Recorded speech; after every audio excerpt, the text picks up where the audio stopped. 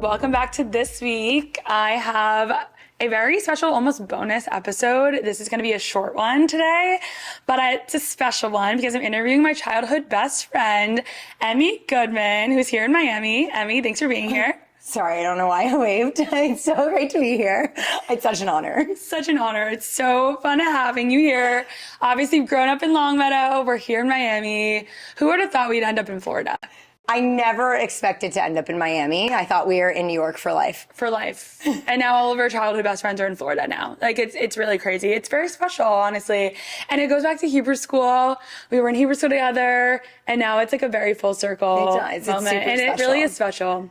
Yeah. From being neighbors to neighbors in New York City, and now living 5 minutes away from each other. Yeah, You're never getting rid of me. I'm never getting rid of you, girlfriend. No, you're here to stay.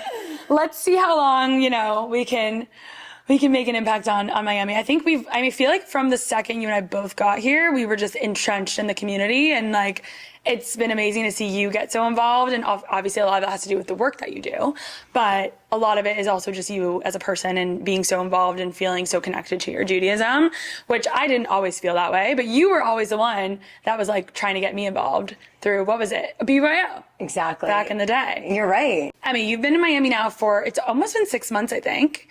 Moved here from New York. You've always been connected to the Jewish community, not only from a personal level, but professionally. So what did that look like prior to moving to Miami? I've actually been a Jewish nonprofit professional for the past 7.5 years. Before I moved to Miami, I was the senior regional director for BBYO in New York City. I really grew and developed the program there, and I hit a point where in my career that I was ready to grow and develop a new space. And so what looked good for me was moving to Miami and growing a new program, which was called the Young Leadership Division at the Greater Miami Jewish Federation, where I'm the director and I oversee the team of the Young Leadership Division. So it's very different. You're now working with people like our age, right? Versus like managing teenagers and what their entrance to like their connection to Judaism looks like, right? Very different from working in the teen space to working in the young adult space, from working with teens 12 to 18, and now I'm working with young adults 22 to 40-ish.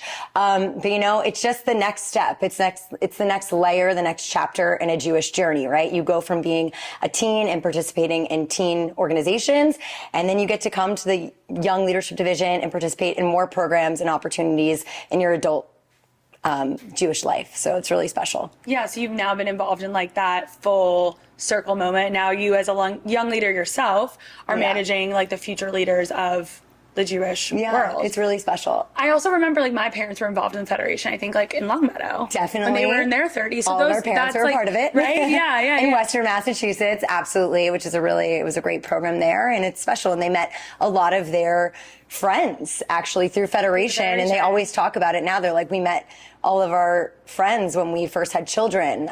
So it's a great place to bring new families together. Yeah, I guess that's how you maybe make your friends. Yeah. When you're like having children, you're moving to a new city, a new place, and can easily form connections. Yeah. For sure. So it's not just for single people. What exactly is the Federation impacting today, especially like when it comes to your role and your day-to-day and the impact that you're making on the Young Leadership Division? So we have a lot of different opportunities at the Federation.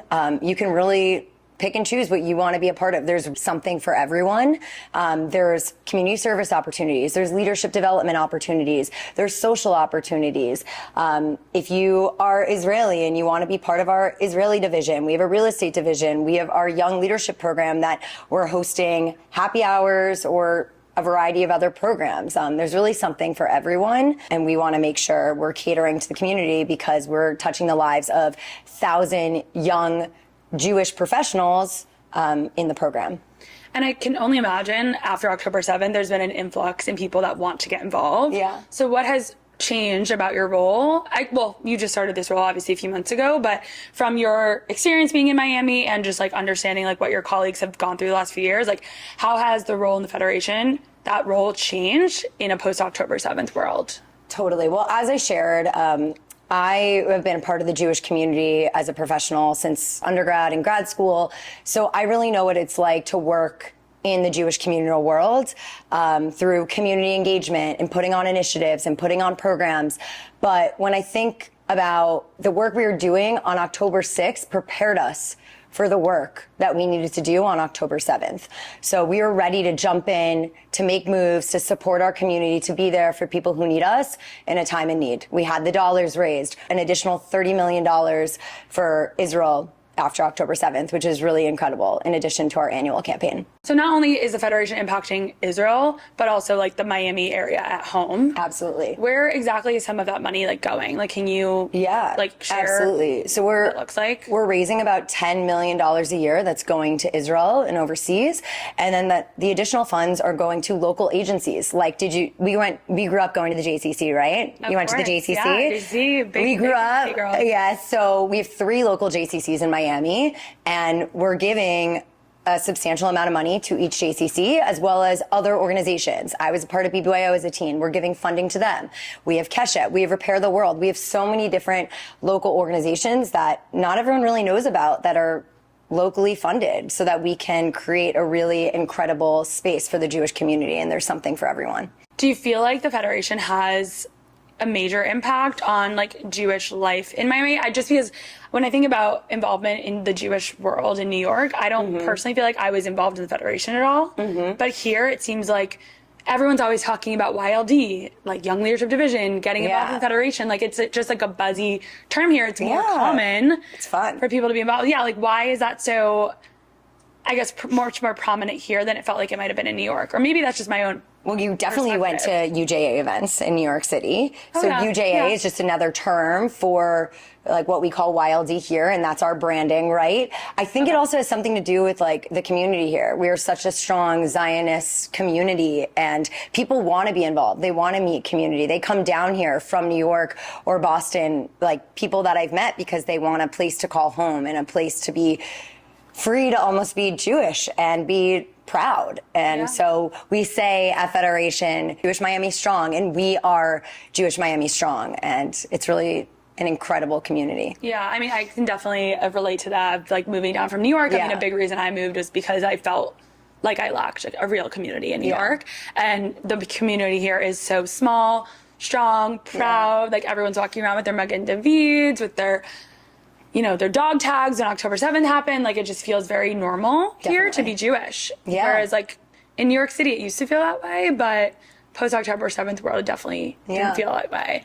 We are strong and proud Jews in Miami. In Miami, Miami is the Tel Aviv of the United States, I think. And I'm so excited that now you've moved down to Miami, and you know, you weren't as involved in New York City. And after you moved down here post October 7th, you're super involved. You're a part of our Young Leadership Division. You're part of our leadership program, which is really special. Yeah, I'm going to be a future board member right here. Future girlfriend. board member. I'm We got ready. her. We got her. I'm ready. Who would have thought? But it's really impressive. And it just shows that at any stage in your journey as a Jew, you can get involved, and it's never too late to get involved. Well, let's give some context there, Okay, because let's growing up, Emmy, you were very involved, like from the very jump. involved. Not only did we go to Hebrew school together, but like we went to Hebrew school, and then you were like in it. You did BBYO. Yeah, you're right. You were trying to recruit me for BBYO, and I was like, no, like this isn't You're cool. right. I'm doing basketball.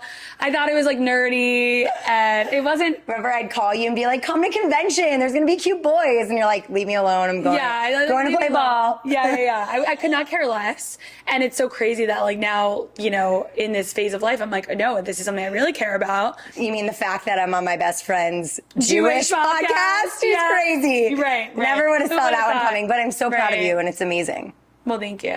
Thank you. But no, you've inspired me to get more involved, and finally we can do it together. So it's very fun. I love it. I love that we're building our own Jewish communities together, but then they in like different ways that they intersect in exactly. We're building our own Jewish communities, but they come together in so many ways. So. Well, speaking of coming together, you guys have a big event. The biggest gala of the year is coming up for the Federation in a couple weeks. We do. So what is, everyone's talking about it, what is the Masquerade Ball fundraiser? Who's it for? What's the vibe? What can the Jews of Miami expect to see on February 28th? Absolutely. I am so excited you asked, because the Masquerade Ball fundraiser is going to be the event to be at. I'm not just saying that because I'm running the event, but I promise it's going to be awesome. We have about 600 young Jewish professionals coming together for a night of purpose, for a night of meeting, to have food, singing, dancing. We're going to have the best time. Open bar. If you want to take some photos with your friends, we have so many photo booths happening. But no, seriously, this is going to be the place to be on February 28th, 2026. It's going to be in Aventura. We're going to have those in their 20s to 40s coming for a really incredible and special night. So what should we wear? What are you wearing? So it's a masquerade ball fundraiser. So, if you want to lean into the masquerade theme, but it's going to be black tie, black tie and courage. So hope you have a nice dress, maybe get your hair done.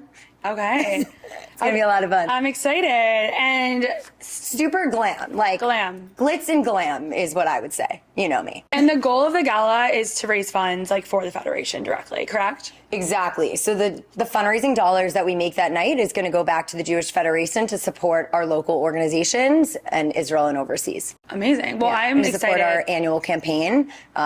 Which is really exciting that young Jewish professionals have an impact, no matter what the dollar amount is, like you have an impact to make in Miami. Yeah, and I think the masquerade's a super easy way for people to get involved that like don't know what the Federation is like, and it's a good like entry point to what leadership could look like, or just involvement in the community at like an easy. And you're a table captain. Your table's already full, so yes, snaps to you. Some people. Yes, very excited. Definitely. Okay, great. So February 28th, get your tickets to the masquerade. They are about to sell out. I think we have 100 tickets left. You're absolutely right. We are about to sell out, so make sure you get your ticket because we have 100 tickets left, and they're probably going to be gone by a few days. We have 100 tickets left. We have 100 tickets left, and honestly, they're going to be gone in a few days. So definitely get your ticket and tell your friends. And people always ask me, how do we get involved, or what can we do to get people involved? And it really is like, tell your friends, word of mouth, bring them to a program, bring them to this event. Like that's how you get more Jewish young adults involved. Because I always say one missed Jew is one Jew too many. And we should be getting everyone and anyone to come, whether it's this event or we have so many other events as well coming up this year. Whether it's a game night, community service, a leadership program, happy hours, we have a lot going on. So bring your friends, tell them. You're the perfect person to bring people. I'm ready for it. So, well, thanks, Emmy, for coming on. This was just a little quick little chat. But we'll see you at the masquerade. I'll see you there.